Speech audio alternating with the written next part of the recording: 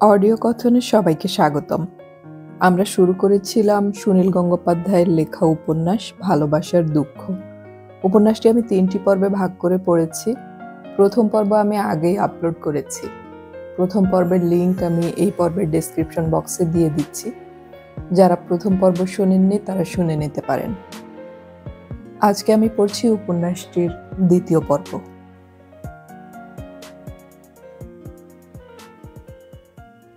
বিছানায় কাঠ হয়ে মিশে আছে ইন্দ্রজিৎ। ঘুম আসছে না। হোস্টেলে নতুন ছেলেদের ওপর র্যাগিং এর কথা সে শুনেছিল, কিন্তু এটা যে এত বীভৎস সে কল্পনাও করেনি। রাগে তার গা জ্বলছে, ইচ্ছে করছে কাল ভোরবেলায় এখান থেকে চলে যেতে। কিন্তু না, যাওয়া চলবে না। তাকে ইঞ্জিনিয়ার হতেই হবে, যত কষ্টই হোক। তার উপর অনেকেই আশা করে আছে। ফিরে গিয়ে চন্দনাকে কি বলবে সে? চন্দনার কথা ভাবতে ভাবতেই একটু বাদে ঘুম এসে গেল। পরদিন সকালে উঠে ইন্দ্রজিৎ সুটকেস খুলে তার সব বইপত্র বের করছে। এমন সময় 4-5 জন ছেলে এসে ঢুকলো তার ঘরে। ওদের দেখেই ইন্দ্রজিৎ শঙ্কিত হয়ে উঠল। আবার কি শুরু হবে কে জানে। ওদের মধ্যে সত্যেন আর সেই মোটা মতন ছেলেটিও আছে। সত্যেন জিজ্ঞেস করলো, কি কাল রাতে ঘুম হয়েছিল তো? ইন্দ্রজিৎ মাথা নেড়ে হ্যাঁ বলল। এর মধ্যে একটা রাত না ঘুমিয়ে কাটাতে হবে, রেডি থেকো। অন্য একজন বলল, দেখি কি কি জিনিসপত্র এনেছো। তারা ইন্দ্রজিতের কাছ থেকে সুটকেসটা কেড়ে নিয়ে গোল হয়ে বসলো মাটিতে। জামা কাপড়গুলি টেনে টেনে বের করতে লাগলো। সুটকেসের মধ্যে রবীন্দ্রনাথের সঞ্চয়িতা ছিল 1 খণ্ড। সেটা তুলে নিয়ে একজন বলল, এ কি কবিতা? আরেকজন বলল, খুব আঁতেল মনে হচ্ছে। সত্যেন বলল, তুমি কি শান্তিনিকেতনের বদলে ভুল করে এখানে চলে এসেছো? ইন্দ্রজিতের মনে হলো বলে, ইঞ্জিনিয়ারিং এর ছাত্রের পক্ষে কবিতা পড়া বুঝি সত্যি অন্যায়। সে লজ্জায় পড়ে দুম করে একটা মিথ্যে কথা বলে দিল। ওটা আমাদের দাদার বই, ভুল করে চলে এসেছে।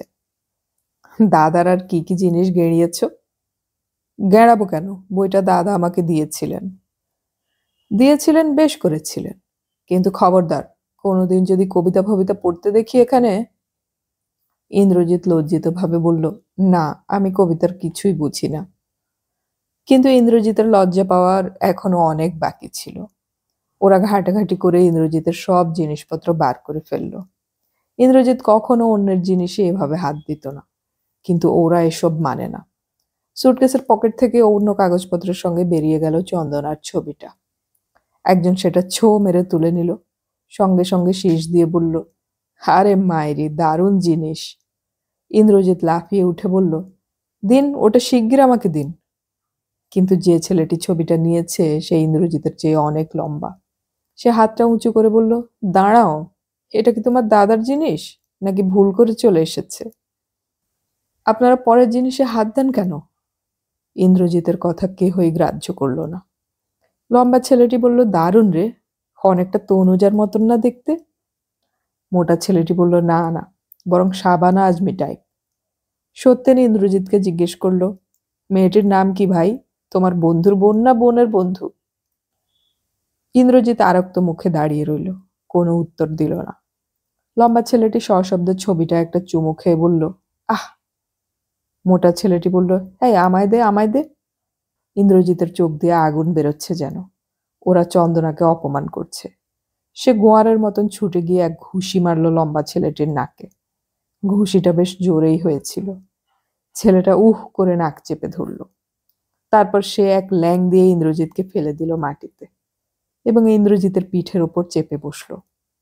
মোটা ছেলেটিও বসলো আরেকদিকে। তারপর বলল, দেখ শালা, তোর মালকে নিয়ে আমরা এখন কি করি? একলা একলা মালবাজি করবি? ওরা প্রত্যেকেই পর্যায়ক্রমে চুমু খেতে লাগলো চন্দনার ছবিতে এবং সেই সঙ্গে যেসব কথা উচ্চারণ করতে লাগলো তা ছাপা চলে না। ঠিক যেন বলাৎকার করছে একটি মেয়ের উপরে। সেইভাবে ছবিটা নিয়ে ওরা কাড়াকাড়ি করতে লাগলো। ইন্দ্রজিতেরই সামনে সরল নিষ্প্রাণ চন্দনা যেন নষ্ট হয়ে যাচ্ছে। ইন্দ্রজিৎ প্রাণপণে চেষ্টা করতে লাগলো উঠে দাঁড়াবার, কিন্তু সে অসহায়। খানিকটা বাদে কে যেন সত্যেনের নাম ধরে ডাকতেই ওরা সবাই একসঙ্গে চলে গেল ঘর থেকে। ইন্দ্রজিৎ আস্তে আস্তে উঠে দাঁড়ালো। চন্দনার ছবিখানা দোমড়ানো মোচড়ানো অবস্থায় পড়ে আছে। সেটা তুলে নিয়ে ইন্দ্রজিৎ ছবিটাকে সমান করার চেষ্টা করতে লাগলো। তারপর অনেকক্ষণ সেটার দিকে তাকিয়ে রইল এক দৃষ্টে। রাগ, দুঃখ, অভিমান এই সব মিশিয়ে ইন্দ্রজিতের মুখখানা অদ্ভুত থমথমে। তার চোখ দুটো শুকনো, খুব বেশি আঘাত পেলে যেমন কান্না আসে না। ইন্দ্রজিতের পৌরুষ আছে, তেজ আছে, কিন্তু জীবনে কখনো এত অসহায় বোধ করেনি। এই ছেলেগুলো তাকে যখন যেরকম খুশি অপমান করে যাবে, আর তাকে সহ্য করতে হবে। ওদের দয়া নেই, মায়া নেই, রুচি বলতে কিচ্ছু নেই, অথচ সকলেই ভালো ছাত্র। চন্দনার ছবিটার দিকে তাকিয়ে থাকতে থাকতেই তার ঠোঁট কাঁপতে লাগলো। ইন্দ্রজিৎ মনে মনে বলছে, তুমি আমার উপর রাগ করেছ, কতগুলো নোংরা হাত তোমাকে ছুঁয়েছে, ওরা তোমার সম্পর্কে নোংরা কথা বলেছে, আমি বাধা দিতে পারিনি। তুমি রাগ করেছ আমার উপর, তুমি সব বুঝতে পারবে না। ইন্দ্রজিৎ দেখল ছবির মধ্যে চন্দনার মুখের হাসিটা একই রকম আছে। ছবিখানা সে হাতে নিয়ে সে জানালা দিয়ে বাইরের দিকে তাকালো, যেন এখান থেকেই কলকাতা পর্যন্ত দেখতে পাবে। ইন্দ্রজিৎ আবার মনে মনে বলল, তুমি কোনোদিন আমাকে ভুল বুঝো না। ওরা যাতে আবার এই ছবিখানা নিয়ে কোনো রকম নোংরামি করতে না পারে, সেজন্য সে ছবিখানা কুচি কুচি করে ছিঁড়ে ফেলে দিল বাইরের মাঠে। ছবির দরকার কি, চোখ বুঝলেই তো চন্দনাকে দেখতে পায়। এরপর আরো 4-5 দিন ধরে ইন্দ্রজিতের ওপর এইরকম অত্যাচার হতে লাগলো। অত্যাচার কিংবা খেলা, একদিন সারা রাত ধরে ওদের অনেক রকম হুকুম পালন করতে হলো, উচ্চারণ করতে হলো ওদের শেখানো অসভ্য কথা। ইন্দ্রজিৎ আর কিছুরই প্রতিবাদ করে না, কলের পুতুলের মতন সব কিছু করে যায়। 2 দিন বাদেই সে শুনল এরকম অত্যাচারের জন্য 4টি ছেলে হাসপাতালে ভর্তি করতে হয়েছে। কিন্তু আরো অত্যাচারের ভয়ে কেউ অভিযোগ করে না কর্তৃপক্ষের কাছে। প্রথম দিনে এসেই যে ছেলেটির সঙ্গে ইন্দ্রজিতের আলাপ হয়েছিল, তার হিস্টেরিয়ার মতন অসুখ দেখা দিল। সে পড়াশোনা ছেড়ে চলে গেল নিজের বাড়িতে। ইন্দ্রজিৎ মনে মনে সব সময় বলে, আমি যাব না, আমি কিছুতেই হেরে যাব না। বাবা মা চন্দনার কাছে আমি কোনোদিন এসব কথা বলতে পারবো না, আমাকে ভালো রেজাল্ট করতেই হবে। ইন্দ্রজিৎ বাড়িতে চিঠি লিখল, মা আমি খুব ভালো আছি, আমার জন্য কোনো চিন্তা করো না।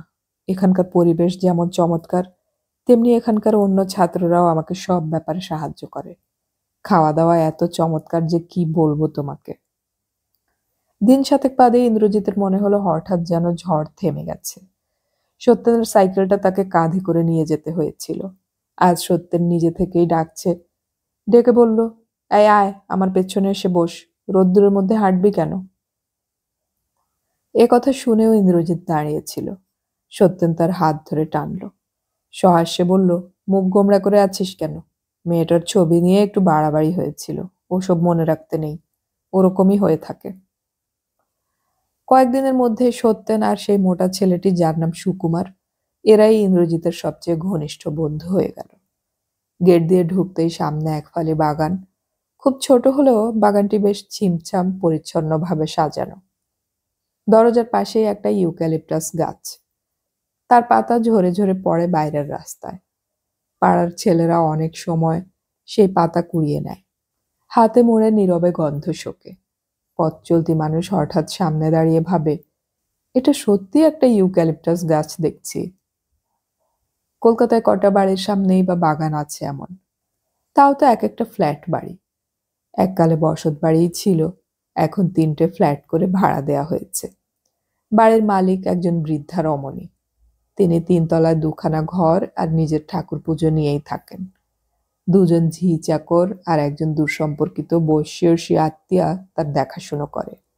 বৃদ্ধার একমাত্র ছেলে 7 বছর ধরে বিলেতে আছে, মেয়ে জামাই থাকে দেরাদুনে। একতলার ফ্ল্যাটটা সুব্রতদের, বাগান পেরিয়েই প্রথম ঘরখানা সুব্রতর নিজের। অধিকাংশ সময়ে তার ঘরে বন্ধু বান্ধবদের আড্ডা। ক্রিকেট খেলোয়াড় হিসেবে সুব্রতর নাম আছে বলে পাড়ার ছেলেরাও তার ভক্ত। তার ডাকনাম রতন, অনেকেই তাকে রতনদা বলে ডাকে। সে রাজনীতি করে না, রাজনীতির ছেলেরাও তাকে ঘাটায় না। বাড়িতে যখন কেউ ঢোকে বা বেরোয়, সুব্রত ঠিক চোখে পড়ে। এছাড়া তার ঘর থেকে রাস্তাও দেখা যায়। দোতলার একটি ফ্ল্যাটে থাকে একটি পাঞ্জাবি পরিবার, কর্তা, গিন্নি ও 2টি বাচ্চা ছেলে। কর্তা গিন্নি এক বর্ণ বাংলা জানেন না, বাচ্চা 2টি বরং আধো আধো বাংলা বলে। এদের জীবনযাত্রার ধরন বাঙালিদের থেকে একটু আলাদা।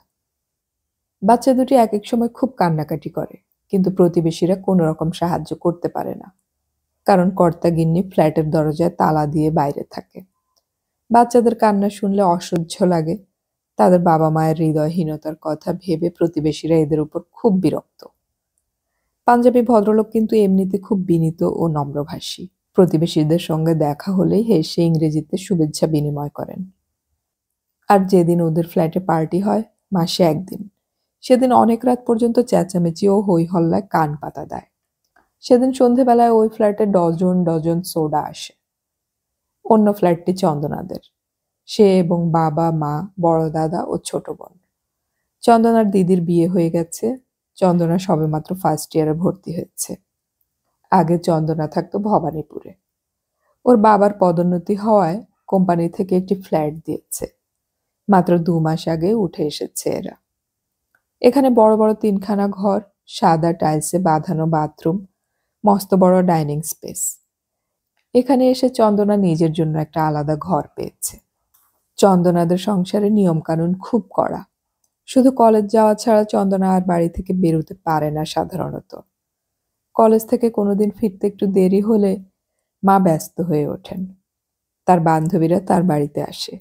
ছেলে বন্ধুদের বাড়িতে আসা নিষেধ। একবার একটি কলেজের ছেলে চন্দনাকে বাড়িতে চিঠি লিখেছিল।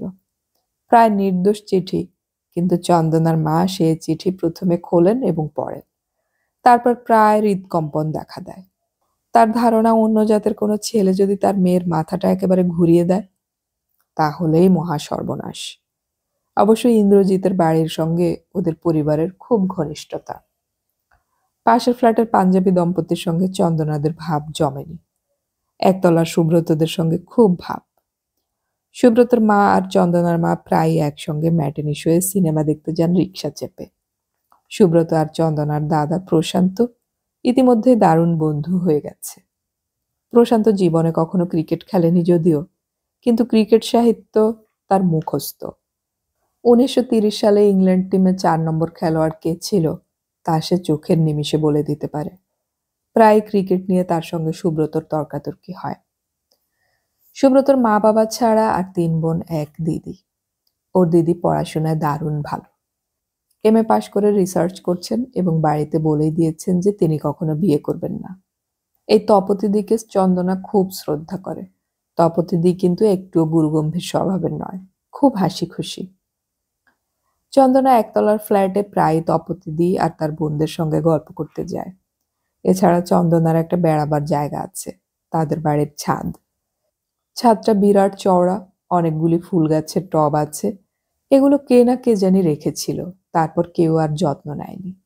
অনেক গাছ গিয়েছিল শুকিয়ে, কোনো কোনো টব ভর্তি হয়েছিল আগাছায়। চন্দনা নিজে একাই এই টবে নতুন ফুল গাছ বসিয়েছে। নিয়মিত এসে জল দেয়। তাছাড়াও অনেকদিন রাত 8টা-9টায় পড়াশোনায় মন না বসলে চন্দনা চলে আসে ছাদে। অন্যদের আসার দরকার হয় না। ওদের ফ্ল্যাটের পেছনের দিকে একটা উঠোন আছে। দোতলার পাঞ্জাবি দম্পতিও ছাদে আসে না। সুতরাং বলতে গেলে ছাদটা চন্দনার নিজস্ব। ছাদের সিঁড়িটা অন্ধকার। 3 তলা দিয়ে উঠবার সময় প্রায় দিনই বাড়ির মালিক বৃদ্ধা জিজ্ঞেস করেন, কে রে? চন্দনা উত্তর দেয়, আমি মাসিমা। বৃদ্ধা চোখে খুব কম দেখেন, হাসিটি খুব মধুর। চন্দনার গলার স্বর শুনে বলেন, আয় মা, এদিকে একটু আয়, তোর সঙ্গে গল্প করি। এই বৃদ্ধার টাকা পয়সার অভাব নেই, তবু এর এই একাকিত্ব দেখে কষ্ট হয়। এর ছেলে অনেকদিন ধরে বিলেতে পড়ে আছে। মায়ের কথা ভাবে না। মেয়ে জামাই কলকাতায় আসে কদাচিৎ। এসব নিয়ে বৃদ্ধ অবশ্য কোনো অভিযোগ করেন না। 3 তলায় অনেকগুলো ঘর, 2খানা মাত্র ব্যবহার করা হয়, বাকিগুলো জিনিসপত্রের ঠাসা, তালা বন্ধই থাকে। বড্ড ফাঁকা লাগে এখানে। খানিকক্ষণ গল্প করার পর চন্দনা বলে, যাই মাসিমা, আমি একটু ছাদে যাই। বৃদ্ধা জিজ্ঞেস করেন, তুই যে একা একা চলে যাস, তোর ভয় করে না? চন্দনা অবাক হয়ে জিজ্ঞেস করে, ভয় করবে কেন? বৃদ্ধা হেসে বলেন, আমাদের কালে সন্ধ্যের পর একা একা ছাদে যেতে ভয় ভয় করত। তোরা একালের মেয়ে, তোদের ভয় ডর কম। তাছাড়া কলকাতা শহরটা ছিল ভূত পেতনিতে ভরা। রিফিউজি আসবার পর তারা সব পালিয়েছে। চন্দনা কথা শুনে হাসে। বৃদ্ধা বলেন, তুই বিশ্বাস করিস না? এই বাড়িতেই আমি ভূত দেখেছিলাম। একটা পেতনি প্রায়ই এসে ছাদের কার্নিশে পা ঝুলিয়ে বসে থাকতো। আমরা সবাই দেখেছি। একদিন আমার কর্তা সাহস করে দারোয়ানকে সঙ্গে নিয়ে ছাদে গিয়ে সেই পেতনিকে বললেন, আপনি আমাদের ভয় দেখাতে আসেন কেন? তা শুনে পেতনি বলল, তোমরা ভয় পাও সে কি আমার দোষ? আমি এখানে হাওয়া খেতে আসি। চন্দনার খুব ইচ্ছে হচ্ছে একদিন কোনো ভূত বা পেতনিকে নিজের চোখে দেখে। এত গল্প পড়েছে, কোনোদিন দেখেনি। অনেক রাত পর্যন্ত চন্দনা একা একা ছাদে ঘুরে বেড়ায়, কিন্তু কোনোদিন কারোর দেখা পায়নি। একটা এরকম রাতে চন্দনা কার্নিশে ভর দিয়ে রাস্তা দেখছে, এমন সময় হঠাৎ পায়ের শব্দ শুনল। চমকে ফিরে তাকিয়ে চন্দনা দেখল একজন দীর্ঘকায় পুরুষ তার দিকে এগিয়ে আসছে। চন্দনার বুকের মধ্যে ধড়াস ধড়াস করতে লাগলো। কোন রকমে জিজ্ঞেস করলো, কে? পুরুষটি থমকে দাঁড়ালো। সেও বোধহয় চন্দনাকে আগে লক্ষ্য করেনি। সে জিজ্ঞেস করলো, কে? চন্দনা নাকি? চন্দনা স্বস্তির নিঃশ্বাস ফেলল। রতনদা। তবু তার বিস্ময় কাটেনি। রতনদা, আপনি এখানে যে? কোনোদিন তো আসেন না। রতনদার হাতে একটা দূরবীন। সে বলল, আজ অ্যাপোলো 17 দেখা যাবে কলকাতার আকাশে, ঠিক 9:22। তাই নাকি? আমি দেখব কিন্তু। রতন চন্দনার কাছে সরে এলো, তারপর বলল, এখনো সময় হয়নি, 7 মিনিট বাকি আছে। রতন একটা সিগারেট ধরালো। আকাশ আজ বেশ অন্ধকার, কৃষ্ণপক্ষ। রতনের শরীরের রেখা আর সিগারেটের আগুনটা শুধু দেখা যায়। প্রশান্তর দেখা দেখি রতন ও চন্দনাকে তুই তুই করে বলে। ছোট বোনের মতোই সম্পর্ক।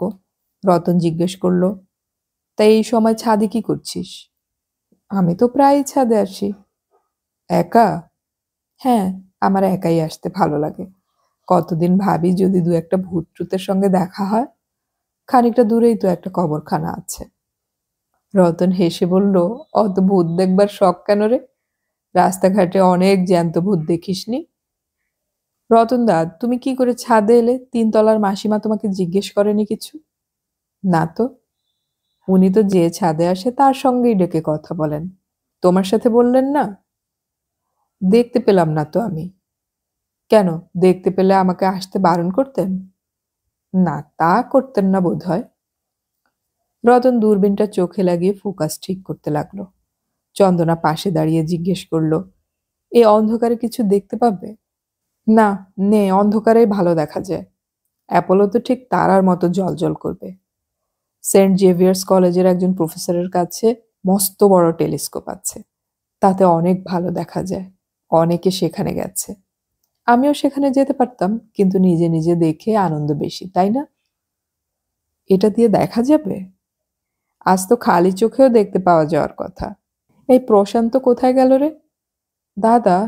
কি জানি, জানি না তো, ঘরে নেই। রতন দূরবীনটা চন্দনার চোখের ওপর ধরল, তারপর বলল, এই যে এই জিনিসটা। ঘুরিয়ে ঘুরিয়ে জিজ্ঞেস করতে লাগলো, এখন দেখতে পাচ্ছিস? না তো। এবার? শুধু দেখতে পাচ্ছি মস্ত বড় একটা জন্তু নড়াচড়া করছে। কি? হ্যাঁ, মস্ত বড় কি যেন একটা লম্বা মতন জন্তু, খুব কাছে। রতন অবাক হয়ে গেল। চন্দনার থেকে সে অনেকটা লম্বা। আঙুলে ভর দিয়ে ডিঙি মেরে উঁচু হয়ে দেখে হেসে ফেলল হো হো করে। চন্দনার কাঁধের ওপর একটা চাপড় মেরে বলল, লেন্সের উপর আঙুল দিয়ে আছিস কেন? তুই যেটা জন্তু ভাবছিস সেটা তোর আঙুল, হাত সরা। নিজেই সরিয়ে দিল চন্দনার হাত। তারপর বলল, এবার ঠিক দেখতে পাচ্ছিস? হঠাৎ চন্দনার চোখে ঝলমল করে উঠল আলো। অন্ধকার আকাশে জ্বলজ্বল করছে অনেক তারা। এত কাছাকাছি এত বেশি উজ্জ্বল নক্ষত্র সে কখনো দেখেনি। শক্তিশালী দূরবীনে যেন উদ্ভাসিত হয়ে গেছে আকাশ। অপূর্ব সুন্দর দৃশ্য। চন্দনার পিঠে রতনের হাত, তার পিঠে লেগেছে রতনের বুক। চন্দনার শরীরটা শিরশির করছে। ভেতরে যেন ঝনঝন শব্দ জাগছে। রতনদা তার দাদার মতন। তবু এই অনুভূতিটা সে অস্বীকার করতে পারে না। অথচ সে শুধু একজনের স্পর্শ চায়। অস্ফুট স্বরে চন্দনা বলল, ভাবাই যায় না যে কত দূরে ওই চাঁদ। সেখানে আমাদের মতন দুজন মানুষ নামবে, চাঁদের ওপর হেঁটে বেড়াবে। রতন বলল, চাঁদে মানুষ যাওয়ার ব্যাপারটা তো এখন পুরনো হয়ে গেছে। তবু ভাবতে কিরকম অবাক লাগে না? তা লাগবেই, যতদিন না আমি নিজে যাচ্ছি। তুমি যাবে? চান্স পেলেই যাব। চাঁদে যেদিন থেকে এরোপ্লেন চলবে সেদিন আমি টিকিট কাটবো, এবং এখন থেকে টাকা জমাচ্ছি। মেয়েদের বোধহয় যেতে দেয় না, না? কেন দেবে না? মেয়ে অ্যাস্ট্রোনট কেউ যাচ্ছে না কেন তাহলে? আমেরিকানদের কেউ যায়নি, রাশিয়ান মেয়েরা রকেট চালিয়ে স্পেসে ঘুরে এসেছে, চাঁদে তো নামেনি। রতন বলল, এবার আমার হাতে দে, সময় হয়ে গেছে। চন্দনা বলল, আমাকে একটু দেখতে দিও। রতন বাইনোকুলারটা নিয়ে সারা আকাশ তন্ন তন্ন করে খুঁজতে লাগলো। কোথায় সেই ভ্রাম্যমান তারা? মাত্র 40 সেকেন্ড থাকবে কলকাতার আকাশে। খুঁজে না পেয়ে ভুরু কুঁচকে গেল রতনের। ইস, দেখা হবে না? কত লোক কলকাতার আকাশে আজ তাকিয়ে আছে। হঠাৎ একসময় উত্তেজিত ভাবে সে বলে উঠল, ওই যে, ওই যে স্পষ্ট দেখা যাচ্ছে। চন্দনা বলল, কই কই, আমাকে একটু দেখতে দাও। এদিকে আয় শিগগির। চন্দনা দৌড়ে চলে এলো রতনদার বুকের কাছে। রতন দূরবীনটা চেপে ধরল চন্দনার চোখে। চন্দনা বলল, দেখতে পাচ্ছি না। চন্দনার থুতনিটা সামান্য উঁচু করে ধরে রতন বলল, এই দিকে চোখ রাখ, এক্ষুনি চলে যাবে। চন্দনা 3-4 মুহূর্তের জন্য মাত্র দেখতে পেল। এবারও তার শরীর দিয়ে একটা শিহরণ বয়ে যাচ্ছে, শুধু অ্যাপোলো দেখার জন্য নয়, রতনের শরীরের সঙ্গে তার সম্পূর্ণ শরীর লেগে আছে। চন্দনা আস্তে আস্তে সরে গিয়ে বলল, চলে গেছে? দেখা হলো তো, দারুণ না? কলকাতার কত লোক দেখেনি, শুধু আমরা দুজনে দেখলাম। অনেকেই দেখেছে, দেখিস কাল কাগজে বেরোবে। আচ্ছা রতনদা, খড়গপুর আইআইটিতে কি অবজারভেটরি আছে? ওখানে আমার চেনা একজন থাকে, ভাবছি সেও এই সময় দেখছে কিনা। ওখানে কি অ্যাস্ট্রোনমি পড়ানো হয় যে অবজারভেটরি থাকবে? তবে দূরবীন দিয়ে যে কেউ দেখতে পারবে আমাদের মতন। খড়গপুরে কে আছে? আছে একজন, তুমি চিনবে না। রতন চন্দনার থুতনি ধরে নেড়ে দিয়ে বলল, আমি খুব ভালোভাবেই চিনি। চন্দনা লজ্জা পেয়ে অন্যদিকে মুখ ফিরিয়ে নিল। রতন আরেকটা সিগারেট ধরালো, তারপর বলল, সপ্তর্ষি, কালপুরুষ এইসব চিনিস? কোনটা শুক্র গ্রহ বলতো? চন্দনা বলল, ওসব আমি চিনি না, রোজই তো আকাশ দেখি। তোমার মতন তো শুধু এই একদিনই আকাশ দেখি না। মাঝে মাঝে আকাশের দিকে তাকিয়ে থাকতে বেশ লাগে, এরপর ভাবছি আসবো মাঝে মাঝে। তোমার সময় কোথায়? তোমার কত বন্ধু বান্ধব। অনেক জিনিস মনে মনে ভাবলেও ঠিক করা যায় না।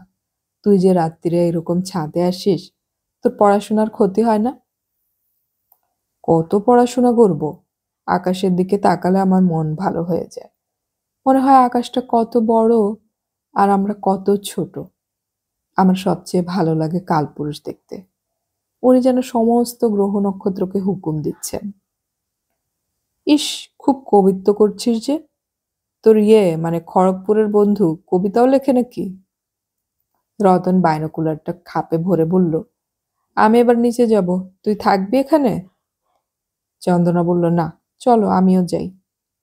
রতনের হাতে তখনও জ্বলন্ত সিগারেট। চন্দনা বলল, ওটা ফেলে দাও। কেন? 3 তলার মাসিমার সঙ্গে দেখা হয়ে যেতে পারে, ওনার সামনে তুমি সিগারেট খাবে? তাতে কি হয়েছে, আমি ওসব মানি টানি না। সিঁড়ি দিয়ে নিচে নেমে এলো ওরা। 3 তলার বারান্দাতেই বাড়িওয়ালি মাসিমা আর একজন বৃদ্ধ বসে আছে। মাসিমা জিজ্ঞেস করলেন, চন্দনা নাকি? হ্যাঁ মাসিমা। কি রে, আজ ভূত দেখতে পেলি? না মাসিমা, রোজই দেখার চেষ্টা করছি। হঠাৎ মাসিমা গম্ভীর হয়ে প্রশ্ন করলেন, তোর সঙ্গে কে রে? চন্দনা বলল, ইনি রতনদা, 1 তলায় থাকেন। বৃদ্ধা তীক্ষ্ণ কণ্ঠে প্রশ্ন করলেন, তোমরা দুজনে ছাদে কি করছিলে? রতন হাতের সিগারেটটা সিঁড়ি দিয়ে 2 তলার দিকে ছুঁড়ে ফেলে দিল। চন্দনা বলল, আমরা তারা দেখছিলাম। আজ ওই যে অ্যাপোলো উঠেছে না আকাশে, অন্ধকারের মধ্যে তোমরা তারা দেখছিলে? এ আবার কিরকম কথা? আমাকে বলে যাওয়া উচিত ছিল। রতন এ পর্যন্ত কোনো কথা বলেনি। এবার সে একটু কড়া গলায় বলল, কেন, ছাদে ওঠা কি বারণ নাকি? মাসিমা তার ঘোলাটে চোখ রতনের দিকে তুলে ধরে বললেন, আমি বাচ্চা এসব পছন্দ করি না। তুমি কখন চুপি চুপি ছাদে উঠে গেলে? চুপি চুপি উঠবো কেন? আমার ইচ্ছে হয়েছে, আমি গেছি। রতন আর দাঁড়ালো না, তরতর করে নেমে গেল নিচে। চন্দনা একটু দাঁড়িয়ে রইল। সে ভাবল মাসিমা তাকে আরো কিছু বলবেন, কিন্তু বৃদ্ধারা নিজেদের মধ্যে ফিসফাস করে কিসব আলোচনা করতে লাগলেন। চন্দনার দিকে তাকালেন না। চন্দনা নিজে কিছু বলবে কি বলবে না ভেবে পেল না। একটুক্ষণ বোকার মতন দাঁড়িয়ে থেকে নেমে এলো পায়ে পায়ে। মনটা খারাপ হয়ে গেল চন্দনার। মাসিমা এমনিতে কত ভালো, কত সুন্দর সুন্দর গল্প বলেছিলেন চন্দনাকে। আজ এরকম বিশ্রী সুরে কথা বললেন কেন? আগেকার লোকদের এই একটা দোষ, কোনো ছেলের সঙ্গে কোনো মেয়ের মেলামেশা দেখলেই মেজাজ তিরিক্ষে হয়ে যায়। নিজেরাই এরকম মেলামেশার সুযোগ পায়নি কিনা? রতনদা যে কত ভালো লোক তা জানেন না, শুধু শুধু বিশ্রী কথা বললেন। মেজাজ খারাপ হয়ে থাকার জন্যই চন্দনা অ্যাপোলো দেখার রোমাঞ্চকর গল্প বলার কথা ভুলে গেল। কারুকে কিছু বলল না, খেয়ে দিয়ে শুয়ে পড়ল তাড়াতাড়ি। মাঝরাত্রিরে সবাই ঘুমিয়ে পড়ার পর চন্দনা আবার জেগে উঠল। কাগজ পেন্সিল নিয়ে বিছানায় উপুড় হয়ে শুয়ে চিঠি লিখতে আরম্ভ করলো একজনকে, বিশেষ একজনকে। চন্দনা লিখল, আজ রাতে আমি কলকাতার আকাশে অ্যাপোলো দেখলাম। খড়গপুরের আকাশে দেখা গেছে। তুমি তখন কি করছিলে?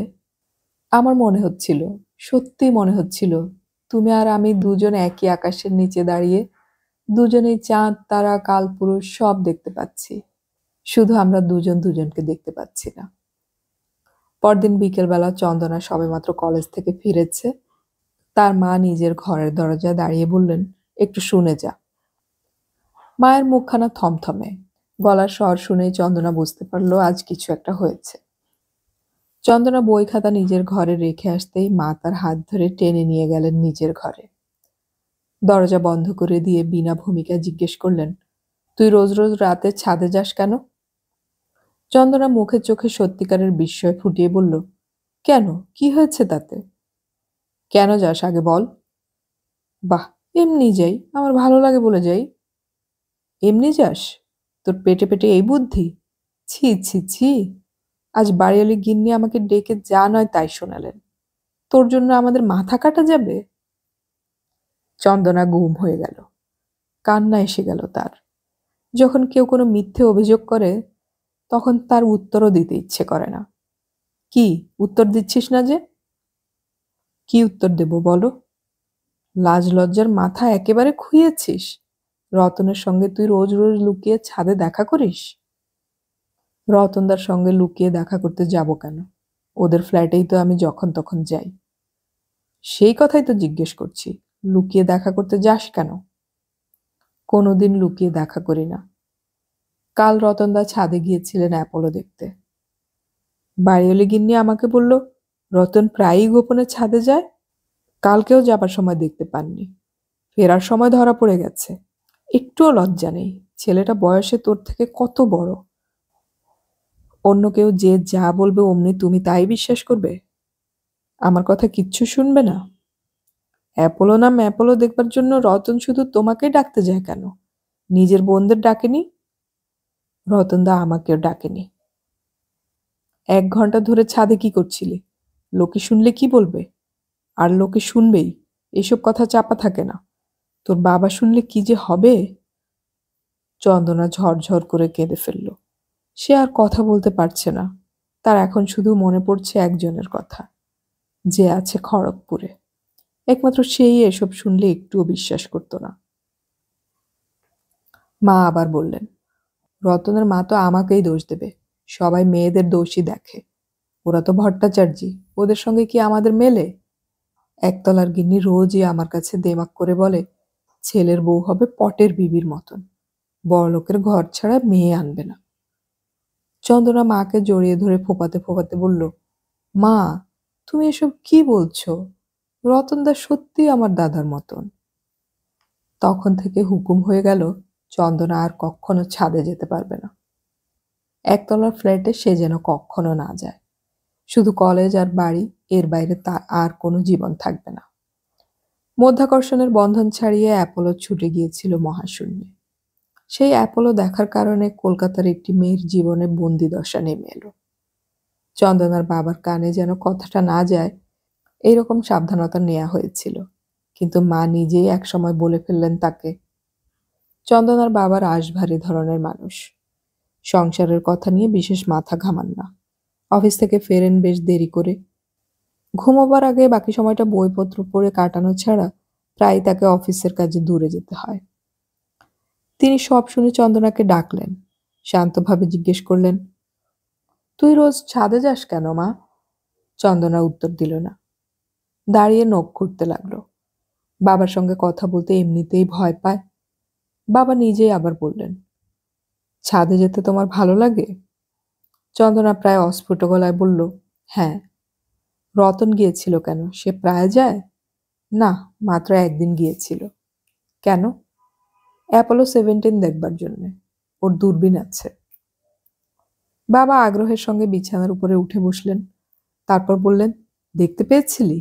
হ্যাঁ রে, কি দেখতে পেয়েছিলি? দেখতে কিরকম? চলন্ত তারার মতন, একটু লম্বা ধরনের। কোন দিক থেকে কোন দিকে গেল?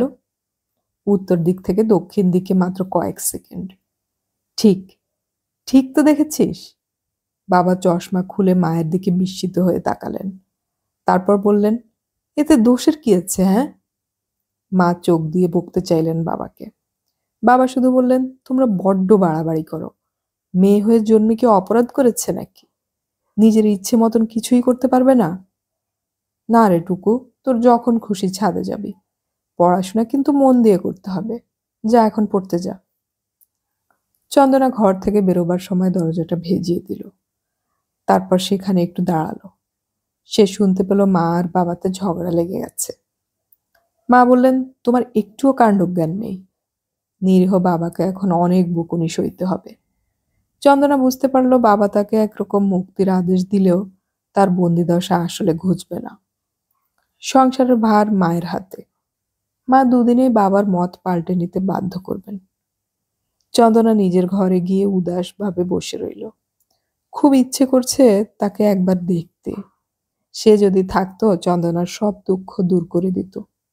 একতলার ফ্ল্যাটে যাওয়া চন্দনার নিষেধ হয়ে গেছে। কলেজে যাবার সময় সে সিঁড়িতে দাঁড়িয়ে খুব সতর্কভাবে তাকায়। ওদের বাড়ির কাউকে দেখা না গেলে সে নেমে যায় তরতর করে। রতনের ঘরের দিকে একবারও তাকায় না। ফেরবার সময়ও সেই একই রকম। তবু কারোর না কারোর সঙ্গে এক সময় দেখা হয়েই যায়। চন্দনা বাস থেকে নেমেছে, তপতি সেই বাসেই উঠতে যাচ্ছিল। একেবারে মুখোমুখি পড়ে গেল। সেই বাসটা ছেড়ে দিল। তপতি চন্দনাকে জিজ্ঞেস করলো, এই, তোমাকে কয়েকদিন দেখি না যে, আসো না কেন আমাদের ওখানে? চন্দনা টপ করে উত্তর দিল, তপতি দি, আপনিও তো আমাদের ফ্ল্যাটে আসেন না। তপতি একগাল হেসে ফেলে বলল, তারপর বলো, ও আমি না গেলে বুঝি তুমি আসবে না? আমার তো যাওয়াই হয় না সত্যি, কিন্তু তুমি তো আগে প্রায়ই আসতে। আমার পড়াশোনার একটু বেশি চাপ পড়ে গেছে। পড়াশোনার চাপ না অন্য কিছু? সত্যি করে বলো তো। অন্য আবার কি? তপতি এক দৃষ্টে তাকালো চন্দনার দিকে। তপতির চোখে মোটা কাচের চশমা। এরকম দৃষ্টির সামনে কিরকম যেন অস্বস্তি লাগে। চন্দনা বলল, কি দেখছেন তপতিদি?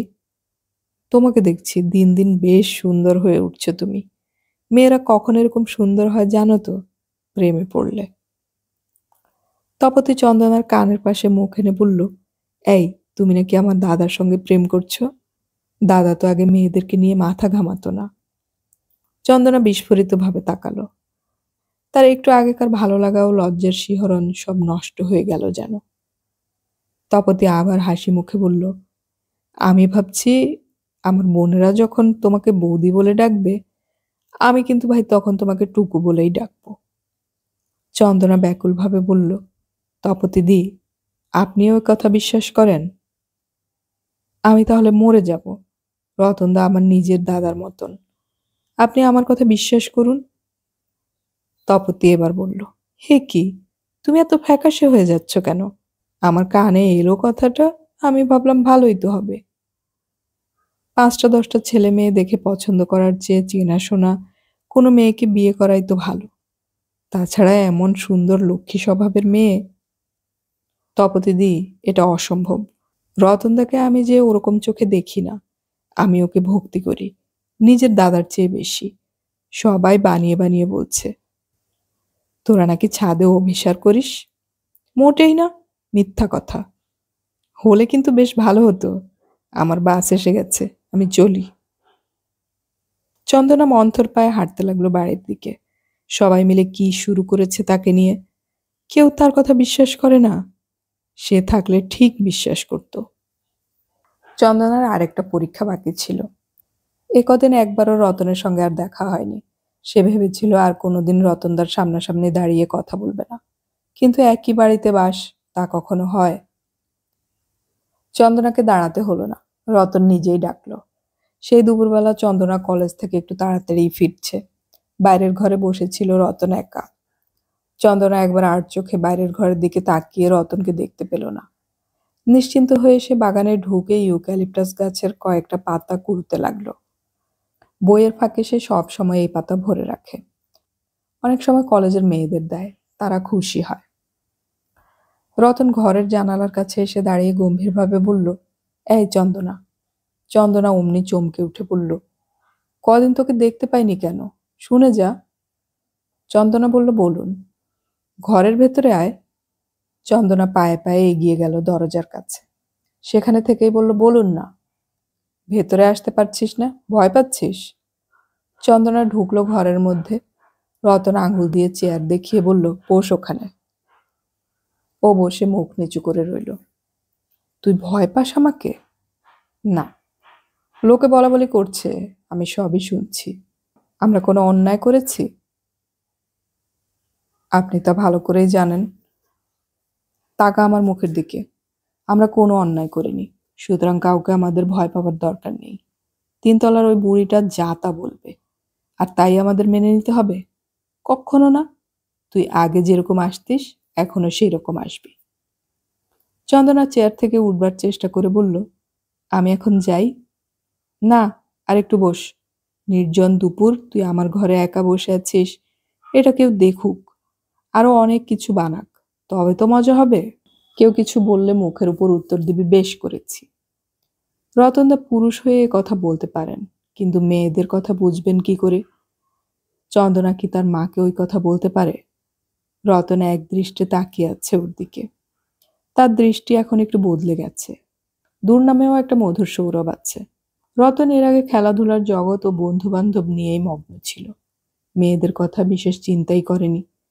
তার একমাত্র ইচ্ছে কোনো ক্রমে একবার বিলেতে যাওয়া এবং লর্ডসের মাঠে খেলা দেখা। কিন্তু অনেকদিন ধরে এই মেয়েটির সঙ্গে তার নাম জড়িয়ে যে কথা বলা হচ্ছে, তার মধ্যে একটা রোমাঞ্চ আছে। হঠাৎ রতনের মাথা গুলিয়ে গেল। সেদিন অন্ধকার ছাদেও সে যা করেনি, আর এই দুপুরবেলা লোকজনের যাতায়াতের পথ ধরে দরজা জানালা খোলা ঘরে সে একটা কাণ্ড করে বসল।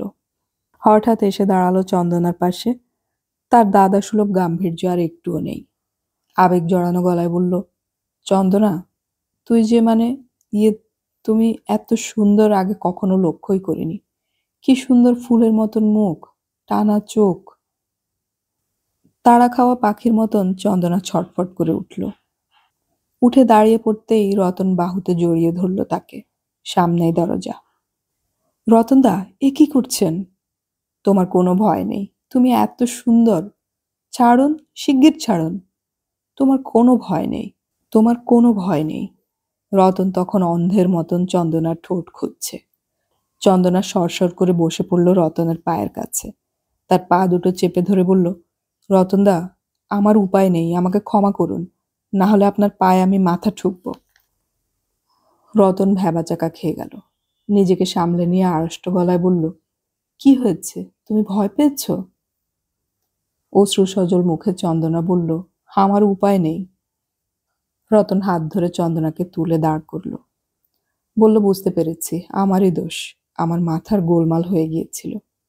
চন্দনা, লক্ষ্মী সোনা, আমায় ক্ষমা করিস ভাই। চন্দনা আর এক মুহূর্ত দেরি করল না।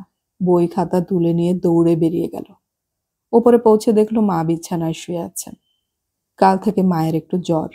চন্দনা তাড়াতাড়ি বাথরুমে ঢুকে পড়তে যাচ্ছিল। মা জিজ্ঞেস করলেন, জানালা দিয়ে দেখলাম তুই গেট দিয়ে ঢুকছিস, তারপর উপরে আসতে এত দেরি হলো কেন রে? চন্দনা আগেই চোখ মুখ মুছে নিয়েছে। হাসি মুখে বলল, সিঁড়ির কাছে তপতিদের সঙ্গে দেখা হলো, তাই একটুখানি। কি বলছিল তপতি? তোমার অসুখের কথা জিজ্ঞেস করছিলেন। একটুও চিন্তা না করে কি চমৎকার মিথ্যে কথা বলে গেল চন্দনা। কারণ সত্যি কথা বললেও তো মা বিশ্বাস করতেন না। মার সঙ্গে তার একটা দূরত্ব তৈরি হয়ে গেছে ইতিমধ্যেই। মা চন্দনার কথা শুনে কি বুঝলেন কে জানে। দুদিন পর জ্বর থেকে সেরে উঠেই নানান আত্মীয় স্বজনের বাড়িতে ঘোরাঘুরি করতে লাগলেন। চন্দনাকেও কয়েক জায়গায় নিয়ে গেলেন সঙ্গে করে, এবং প্রত্যেক দিন অনেক রাত পর্যন্ত বাবার সঙ্গে মায়ের কি নিয়ে আলোচনা আর ঝগড়া হয়।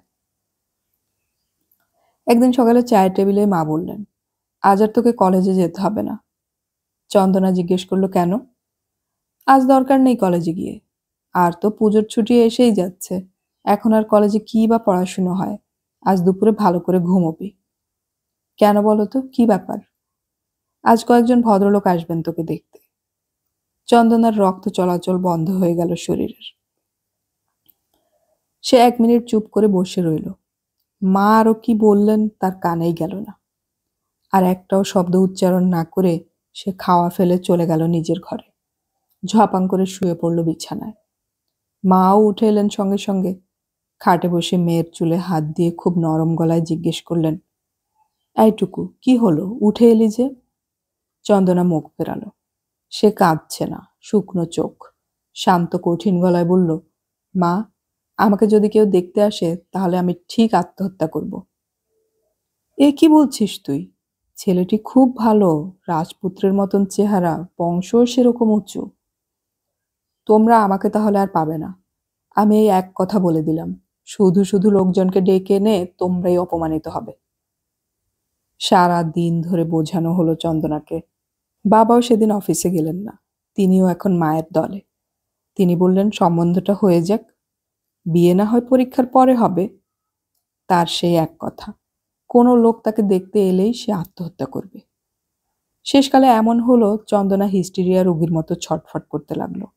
কথা বলতে গেলেই তার হেঁচকি আসে অনবরত। বাবা মা দুজনেই চিন্তিত হয়ে পড়লেন তার জন্য। বাবা পাঞ্জাবি দম্পতির ফ্ল্যাট থেকে টেলিফোন করে পাত্রপক্ষকে আসতে বারণ করে দিলেন। রাগের বদলে বহুদিনের পুরনো স্নেহ আপ্লুত করে ফেলল ওদের। ওরাই যেন অপরাধী, এইভাবে সান্ত্বনা দিতে লাগলেন মেয়েকে। বাবা প্রতিজ্ঞা করলেন, তিনি কখনো আর পাত্রপক্ষের সামনে মেয়ে দেখাবেন না গরু ছাগলের মতো। কিন্তু মেয়ের বিয়ে তো দিতে হবে। মা তাই শেষ পর্যন্ত নরম হয়ে বললেন, তাহলে কি রতনকেই তোর পছন্দ? ওর মায়ের সঙ্গে কথা বলবো? হোক ভট্টাচার্যি। চন্দনা বলল, রতনদা আমার নিজের দাদার মতন, তোমাকে আমি অনেকবার বলেছি। তাহলে তুই কি চাস বল, বল, তোর কোনো ভয় নেই। চন্দনা আবার চুপ করে গেল। না, সে বলতে পারবে না, কিছুতেই বলতে পারবে না। সে যে অনেক দূরে আছে। তাছাড়া সে তো শুধু ভালোবাসার কথা বলেছে, এখনো তো বিয়ের কথা কিছুই বলেনি। চন্দনা নিজে থেকেই কি করে বিয়ের কথা বলবে? মা বাবাকে তো ভালোবাসার কথা বলা যায় না, এখন শুধু দু চোখের জল ঝরানো যায়।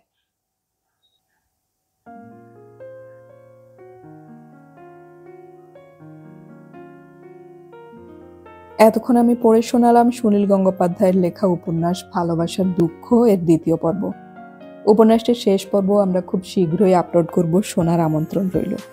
অডিও কথনে আমাদের গল্প পাঠ ভালো লাগলে চ্যানেলটি সাবস্ক্রাইব করে রাখুন এবং বন্ধুদেরকে শেয়ার করুন।